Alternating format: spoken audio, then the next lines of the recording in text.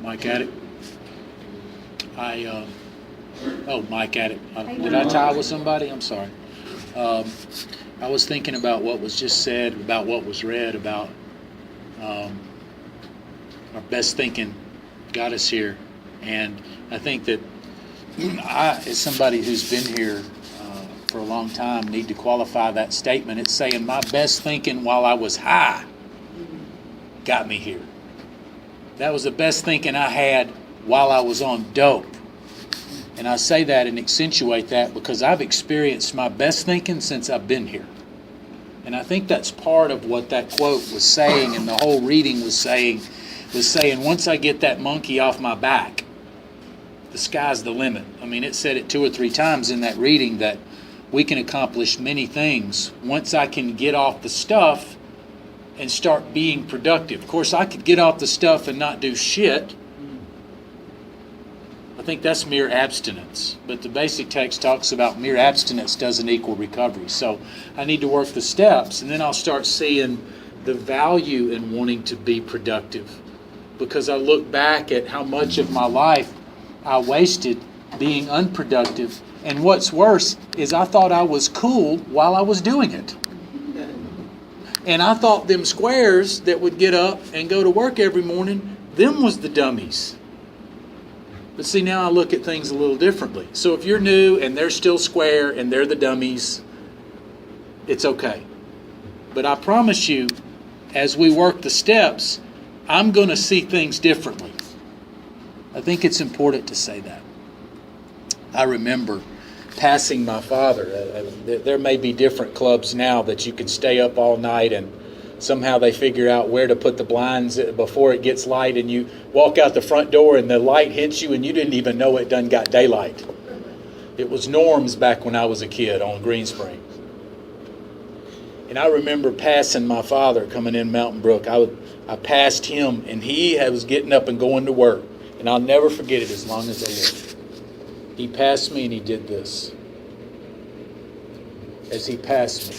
And he didn't have to say a word. And he didn't have to say a word when he got home, because that shamed me more than anything he could have ever said. And I was like, oh, but I wish I could tell you that was enough to get me clean. It wasn't. But I had a momentary realization that something's not right. And I'm not right. And this whole situation ain't right. But I didn't have enough power to get up out of it. It had to get bad enough to where I had to get shook up enough, to where I had to get put away for a minute enough to be able to get off the shit enough to see some things halfway clearly. And even then I come in and I start making excuses about what I'm going to get high over. And mine were, as a young person, there were 2 big ones that I remember saying, if this happens, I'm going to get high. One of them was, if my parents die. One of them was, if I win the lottery. If I win the lottery, I'm getting high, because I'm going to hire Octavian. No more DUIs, I'm going to hire a bodyguard. No more bar fights. I would justify it and sort of romance that shit. And the last one, because it was in the late 80s, it was, if I catch AIDS, I'm going to get high. Because that was an unfathomable reality. That was a reality for many people then. So what I'm saying is to say this, that since I've been clean, I've observed people who have gone through, well, I ain't met nobody that's won the lottery, but I've observed people who have gone through those things and gotten through them clean. I've seen people who have lost parents, and they didn't go get high. They showed me it can be done. I was like, damn, they took that one away from me, those bastards. And I actually met a guy who was HIV positive and got AIDS, and he died of it, and he stayed clean. And I was like, holy shit, I don't plan on catching AIDS, but my boy pulled it off, I guess there goes that one too. But I'm saying this to say, as time goes on, those excuses I come up with, I realize they were nothing more than excuses I was coming up with. One of the interesting things, and I'll share this with you, and you should cherish this opportunity if it ever comes up. I was the guy that would go to my grandparents, like the family get-togethers. I would go late and leave early and get my little envelope of money. I don't know if anybody can relate to any of that shit. But I remember I was clean a year, whatever. I was new. when it was all still new. And I miss those days when it was all new, when ignorance really was bliss. And I showed up at Granddad's house for no fucking reason, no event, no money. I just showed up and hung out with Granddad and we played some pool. And I left. And he was dead in 2 weeks. And he wasn't sick, he wasn't diagnosed, nobody knew shit. But I remember thinking, and I remember sharing in meetings, I was grateful because I know for damn sure I would have never shown up over there to bust no rack with old Granddad with no ducks involved. You feel me? But I got to really one of the first opportunities to really appreciate recovery, because I know it gave me that chance to hang out with Granddad before he died, and I know for a fact I would not have been there. And what it did was it showed me the reality of appreciate this life that I have basically taken for granted for so long. And it takes a minute to get clean for you to start realizing how much I was taken for granted and how much I was doing all kinds of things. And I'm embarrassed to say, who was that guy that was doing that? Who was that guy that thought that was cool? What an idiot. And sometimes you have to say, I was an idiot. I got to own it. I was a fucking idiot. And here's the good news. These steps can keep me from being that idiot again. But on a daily basis, I have to keep doing these things. You heard all the topics, and I know what that guy's going to say when he shares.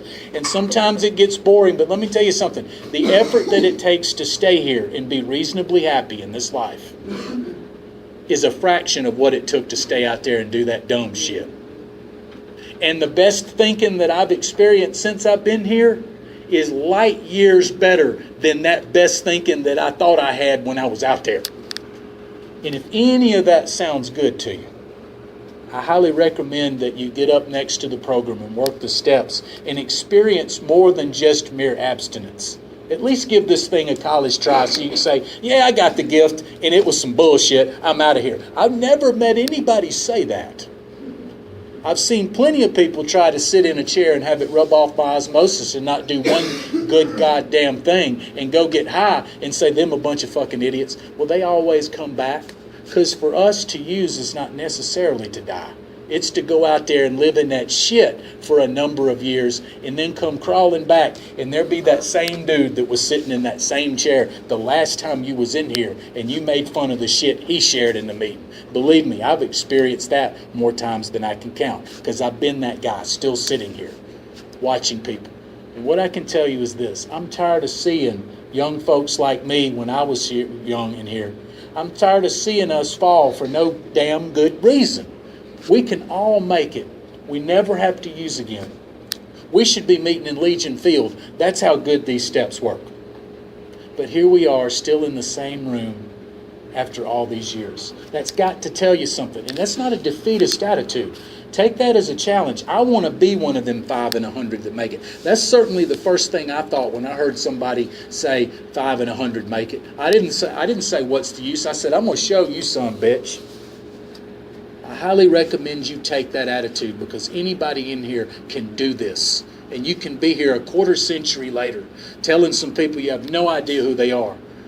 Some stories that you hadn't thought about in so long you can't remember. When he said Granddad, I was like, oh shit, I remember Granddad. I remember that pool game. And I ain't shared about that in at least a decade. So I wanted to share some things with you, because I know there's a lot of newcomers in here, and most of you are real fucking new. Some have a little time, that's okay.